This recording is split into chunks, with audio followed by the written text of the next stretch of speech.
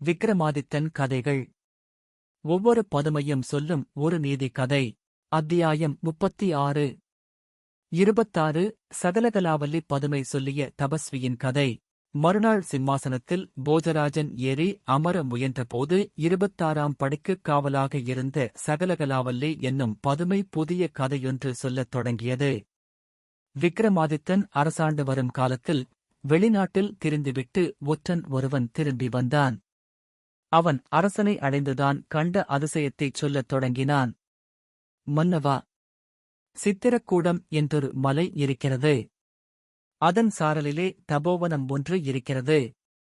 அங்கு மனோகரமான கோவில் தேவிக்காக எழுப்பப்பட்டுள்ளது.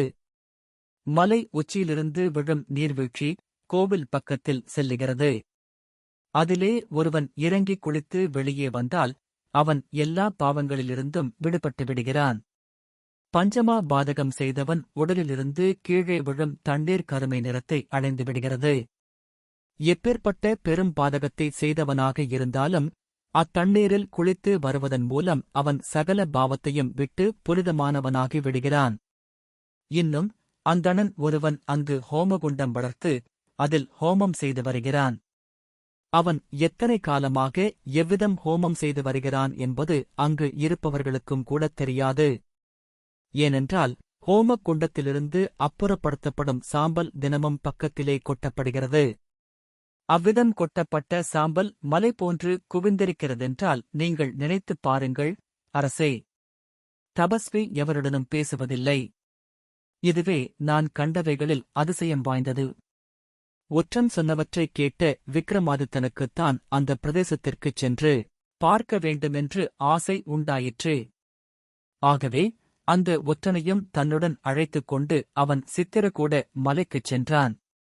அந்த பிரதேசத்திற்குள் நுழைந்து உடனேயே அரசன் இயற்கை எழிலால் மெய்மறந்து போய்விட்டான். ஆஹா, எவ்வளவு மனோரமியம் வாய்ந்த பிரதேசம்! உண்மையில் இது தூய்மை வாய்ந்த இடமே. சாக்ஷாத் ஜகதாம்பிகை இங்குதான் வாசம் செய்கிறாளோ என்ற வார்த்தைகள் வியப்படைந்த அரசனின் வாயிலிருந்து தானாகவே வெளிப்பட்டன. பிறகு அருவி நீரில் குளித்தான். தண்ணீரில் இறங்கி குளிக்கும் அவசியம் அரசனுக்கு ஏற்படவில்லை. நீர் வீழ்ச்சியிலிருந்து தெரித்து நீர்த்துளிகளே அவன் உடலை நனைத்துவிட்டன. ஸ்நானம் முடிந்ததும் கோவிலில் நுழைந்து தேவியை வழிபட்டான். பிறகு அந்த தபஸ்வியிடம் சென்றான். தவச்சிரேஷ்டரே, தாங்கள் எத்தனை காலமாக ஹோமம் செய்து வருகிறீர்கள்? பக்கத்திலிருக்கும் மலை போன்ற சாம்பல் குவியலைக் கண்டால் மலைத்துப் போகிறது. இத்தனை காலமாக ஹோமம் செய்து வரும் காரணம் என்ன? என்று வினவினான் விக்கிரமன். மன்னவா, நான் ஹோமம் செய்ய ஆரம்பித்து 100 வருஷங்கள் ஆகிவிட்டன. 100 வருஷங்களா? இத்தனை காலமும் தேவி திருப்தி அடையவில்லையா? ஆம் அரசே. சப்தரிஷி மண்டலம் ரேவதி நக்ஷத்திரத்தின் முதற்பாதத்தில் இருந்தபோது இந்த ஹோமத்தை ஆரம்பித்தேன். இப்போது அசுவதி நக்ஷத்திரத்திற்கு அது வந்துவிட்டது. தேவியின் அருள் எனக்கு இன்னும் கிட்டவில்லை. தபஸ்வியின் வார்த்தைகளைக் கேட்ட அரசன் மிகவும் மனம் வருந்தினான். ஐயா, தங்களுக்கு தேவியின் அருள் கிட்ட நான் முயற்சி செய்கிறேன் என்று சொல்லிவிட்டு ஹோமகுண்டத்தினருகே சென்றான். மனதை ஒருபடுத்தி ஹோமம் செய்தான். அப்போது தேவி பிரத்யட்சமாகவில்லை. அதன்மீது விக்கிரமன் உடைவாளை உருவி, தேவி, அடியேன் செய்த இச்சிறு ஹோமம் உன்னை திருப்திப்படுத்தப் போதவில்லை போலிருக்கிறது. இதோ என் சிரத்தை அறுத்து உனக்கு ஹோமம் செய்கிறேன் என்று ஓங்கினான்.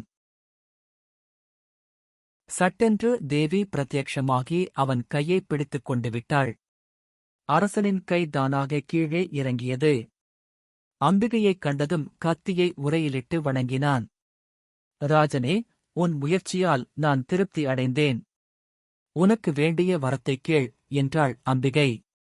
அளிக்காதிருந்து விட்டாய்.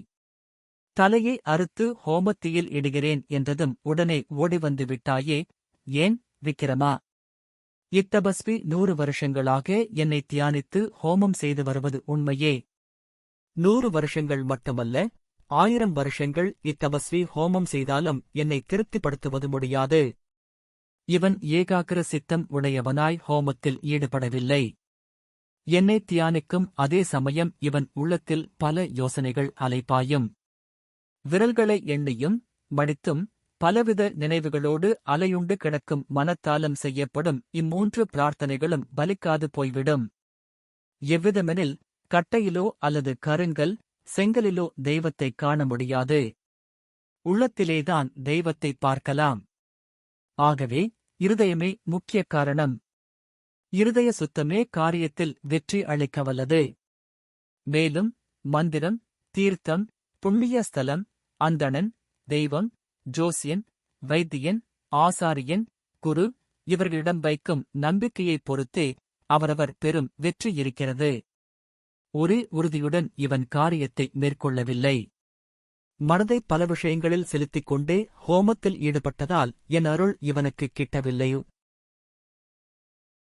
இவ்வாறு தேவி சொல்லி முடித்ததும் விக்கிரமாதித்தன் அவளை வணங்கி மேலும் சொன்னான், தேவி, என் விஷயத்தில் நீ முழு திருப்தி அடைந்தே தோன்றியிருக்கிறாய். இன்னும் எனக்கு வேண்டிய வரத்தை கேட்குமாறு அனுமதிக்கிறாய். தேவி, இது உண்மையானால் இவ்வந்தணன் எக்காரணம் கொண்டு மிகுந்த கஷ்டத்துடன் இத்தனை காலம் ஹோமம் செய்து வந்தானோ அதை பூர்த்தி செய்ய வேண்டும். இதுவே நான் விரும்பும் வரம்.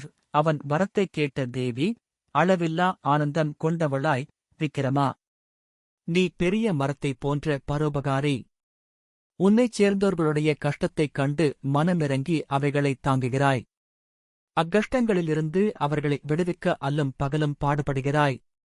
பெரிய மரங்கள் மற்றவர்களுக்கு நிழல் கொடுக்கின்றன, ஆனால் அவைகளோ கடும் வெயிலில் நிற்கின்றன.